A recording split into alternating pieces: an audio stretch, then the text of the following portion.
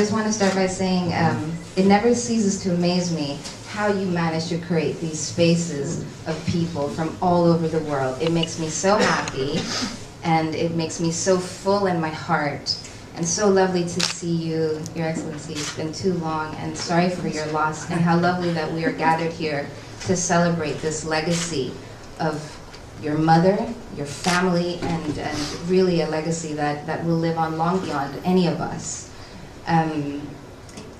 I don't really know where to start, but let me start back in 1993 when I moved with my mother, who was working for UNHCR at the time, a white mother, to South Africa. And we moved into Bryanston in Johannesburg, into a compound, and I went to AISJ, which was the international school there.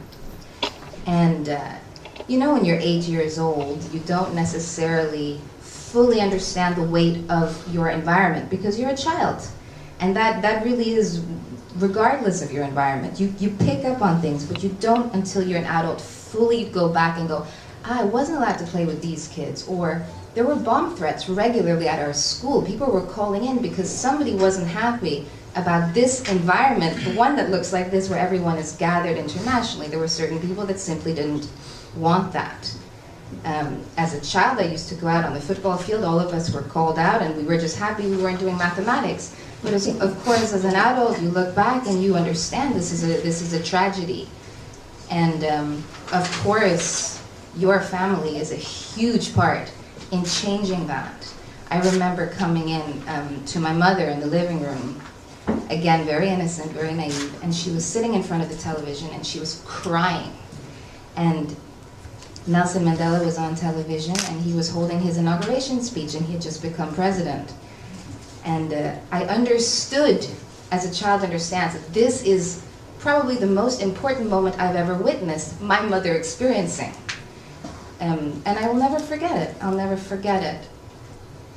I think, you know, in light of this legacy, and in light of International Women's Day, one word that really springs to mind when I think of Winnie Mandela is perseverance.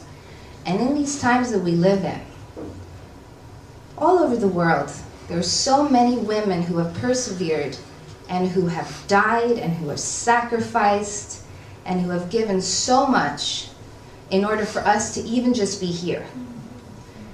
And I'm definitely part of a generation, I'm 33, I'm definitely part of a generation that has been extremely lazy in understanding at certain points how much people have fought. And we're waking up now because we can't sleep anymore. The world is right in front of us, it's changing, it's a dangerous place to be in. And it scares me every morning I wake up, but it also fills me with hope because we live in a world where everybody can connect in a whole new way. I can sit here and I can call my sisters in Zambia and say, what do we need to do? Well, how can we change things together? And I can do that on a phone call, and I can do that over the internet, and that's a great thing. But I do think it is important to remember, as we do stand on the shoulders of all of these very powerful women, our mothers, our sisters, and all the women that have come before, that even though we have come some way, there is still a way. And even though we have achieved something, we can never get comfortable in that we have achieved that thing.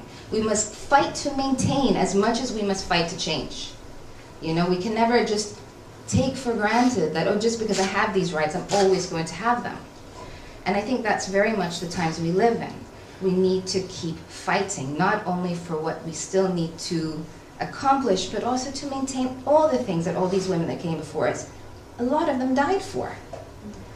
And I will leave on this last sentiment. I was walking home from the studio, and next time I will sing, I promise. But I was walking home and I was thinking to myself, you know, every room that you are in changes with your presence. Just you being here. Just you, us, just one of us. The minute you step into a room, it is now no longer the same room. And we feel it in Denmark because we're so antisocial. You sit in the quiet cabin in the train and someone else walks in and you're like, oh, you're no longer alone. Or someone sits next to you on a crowded bus and you're no longer alone. Every moment, every time you walk into a space, you change it. And so for me, when I think of that and when I really understand it more and more, I think if inevitably, by our mere presence, we change a space just by being, we may as well make the most of that space we have, because we take the space. No one can take away the space that we take, and especially when we stand together. And that's not just as women, but that's all of us together, because these fights for equality require men and women and people who identify as they do in all different ways to stand together and move forward together. And I really hope that as much as we're in scary times, we're also in times that are uniting and where that is becoming more and more clear. I have to run, but I wish you a wonderful, very delicious and very interesting rest of time here, and hope to see you soon, and happy International Women's Day.